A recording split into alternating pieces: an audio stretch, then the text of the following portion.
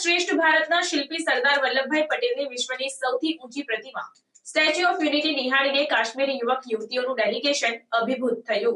કેન્દ્રીય ગૃહ મંત્રાલયના સહયોગથી કેન્દ્ર સરકારના યુવા કાર્યક્રમ અને ખેલ મંત્રાલય હેઠળ કાર્યરત નહેરુ યુવા કેન્દ્ર અને માય ભારત દ્વારા તારીખ 6 થી 11 જાન્યુઆરી 2025 દરમિયાન સુરતમાં કાશ્મીરી યુવા આદાન પ્રદાન કાર્યક્રમ યોજાઈ રહ્યો છે, જેના ભાગરૂપે નહેરુ યુવા કેન્દ્ર દ્વારા તારીખ 10મી જાન્યુઆરીને શુક્રવારના રોજ કાશ્મીરી યુવા ડેલિગેશન માટે સ્ટેચ્યુ ઓફ યુનિટી સહિત નર્મદા જિલ્લાનો એક દિવસીય પ્રવાસ કાર્યક્રમ યોજાયો હતો। કાશ્મીરથી આ ટૂરમાં સામેલ થયેલા 6 જિલ્લાના 120 યુવક અને યુવતીઓ અને 12 ટીમ લીડર મળી કુલ 132 યુવા ડેલિગેશન સુરત ખાતેથી નર્મદા જિલ્લાના સહકાર ભવન એકતાનગર ખાતે પહોંચતા છોટાઉદેપુરના સાંસદ જશુભાઈ રાઠવા અને નર્મદા જિલ્લા પંચાયતના પ્રમુખ ભીમસિંહભાઈ તડવીની ઉપસ્થિતિમાં સંગોષ્ઠી કાર્યક્રમ યોજાયો હતો। કાશ્મીરી યુવા ડેલિગેશનને સંબોધતા છોટાઉદેપુરના સાંસદ જશુભાઈ રાઠવાએ જણાવ્યું કે સમગ્ર દેશને એક સૂત્રમાં બાંધી સમૃદ્ધ રાષ્ટ્રના નિર્માણ માટે વડાપ્રધાન નરેન્દ્રભાઈ મોદી દેશના વિકાસને વેગ આપી રહ્યા છે। તેમણે આપણને સૌને વિકસિત ભારત એટ 2047નો સંકલ્પ આપ્યો છે। આ સંકલ્પને સિદ્ધ કરવા માટે યુવાનોની ભાગીદારી અત્યંત મહત્વની છે, જેના ભાગરૂપે યોજાઈ રહેલો આ યુવાન આદાન પ્રદાન કાર્યક્રમ એક અસરકારક માધ્યમ બની રહેશે। વધુમાં તેઓએ ઉમેર્યું કે દેશ આઝાદી અપાવવામાં અને દેશને એક કરવામાં મહત્વની ભૂમિકા અદા કરી જીવન સમર્પિત કરનાર ગાંધીજી સરદાર વલ્લભભાઈ પટેલ પણ ગુજરાતમાંથી જ મળ્યા હતા। વડાપ્રધાન નરેન્દ્રભાઈ મોદીના નેતૃત્વમાં 370ની કલમ હટાવી કેન્દ્રની સરકારે કાશ્મીરને અનોખી ભેટ આપી વિકાસનો માર્ગ મોકળો બનાવ્યો છે। ત્યારે ગુજરાત અને કાશ્મીરના યુવાનો વચ્ચે સંસ્કૃતિનું આદાન પ્રદાન થાય, એકબીજાને જાણે, સમજે અને જોવે, જેથી વિચારોનું આદાન પ્રદાન પણ થાય અને એક ભારત શ્રેષ્ઠ ભારતના સ્વપ્નને સાર્થક કરવાની દિશામાં એક પથ પર આગળ વધીએ તેવી શુભકામના પાઠવી હતી।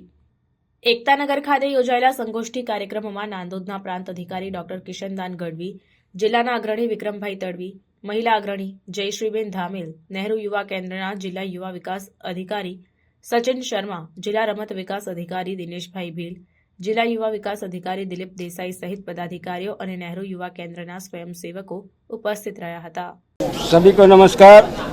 आज केवड़िया की पवित्र भूमि पे वतन को जानो कार्यक्रम अंतर्गत कश्मीर के 120 युवाओं और 12 टीम लीडरों के साथ कुछ भारत की से एक भारत श्रेष्ठ भारत की चर्चा का मौका मिला।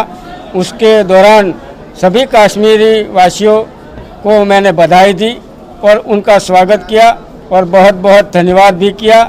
और आदरणीय नरेंद्र भाई मोदी जी का जो कॉन्सेप्ट है एक भारत श्रेष्ठ भारत, उस कार्यक्रम के मुताबिक सभी के साथ मिलने का एक अवसर मिला। तो सभी कर्मचारी अधिकारीगण को भी बहुत बहुत धन्यवाद करता हूँ। देखिए, हमें बहुत अच्छा लगा यहाँ आके।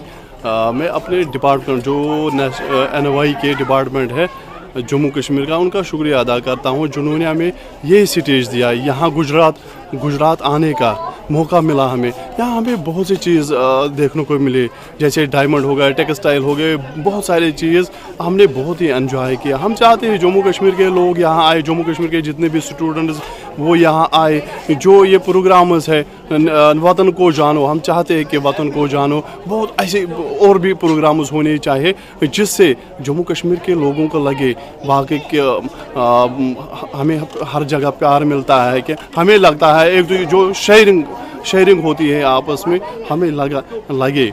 यही हम चाहते हैं कि जो भी स्टूडेंट्स वो देखें, एंजॉय करें यहाँ पे, और हम यहाँ से जाके जम्मू कश्मीर में ये बात पहुँचाए कि हिंदुस्तान के बाकी स्टेटों के लोग कैसे हैं, उनका रहन सहन, खाना पीना, उठना बैठना कैसा है, ये जाके हम जम्मू कश्मीर के लोगों को बता देंगे। और इस डिपार्टमेंट का भी हम शुक्रिया अदा करना चाहते हैं।